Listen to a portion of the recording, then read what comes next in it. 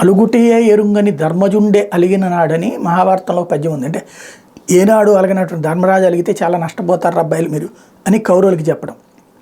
ఇప్పుడు హిందువులంటేనే గిట్టని, ముస్లింలంటేనే ప్రేమించేటటువంటి భారత రాష్ట్ర సమితి అలియాస్ తెలంగాణ రాష్ట్ర సమితి ఇప్పుడు తాజాగా స్వరం మార్చడం, అది కూడా తాను పూజలు చేస్తాడు తప్పించి హిందువులకు సంబంధించినటువంటి కీలకమైనటువంటి అంశాల్లో పక్కకు వెళ్ళిపోయేటటువంటి, చివరికి స్వామీజీలైనా నా చెప్పు చేతల్లోనే ఉండాలి లేకపోతే దూరం పెడతానని చెప్పేటువంటి కేసీఆర్ గారు లాంటి వాళ్ళు చినజీవి స్వామికి చేసిన పరాభవాలు చూసినటువంటి తర్వాత కీలకమైనటువంటి పరిణామం కవిత వాళ్ళ అమ్మాయి తాజాగా డిఎంకే నాయకుడు స్టాలిన్ సంబంధించినటువంటి వాళ్ళు చేస్తున్నటువంటి స్పీచెస్ మీద ఇక్కడ తప్పుపడుతుంది ఆవిడ.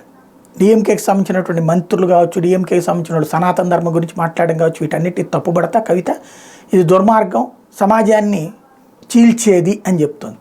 మరి భైంసాలో జరిగిందేంటి, ఓవైసీ వాళ్ళు చేస్తున్నది ఏంటి అంటే మన వాళ్ళ దగ్గర ఒక రకం, అవతల వాళ్ళ దగ్గర ఇంకొక రకం. అంటే ఏమైనా బీజేపీతో సంబంధాలు పెట్టుకుందామని ప్రయత్నిస్తున్నదా, లేకపోతే బీజేపీ ఓటు బ్యాంకుని హిందుత్వ ఓటు బ్యాంకుని చీల్చుకోవాలని చూస్తుందా, కాలం డిసైడ్ చేయాలి.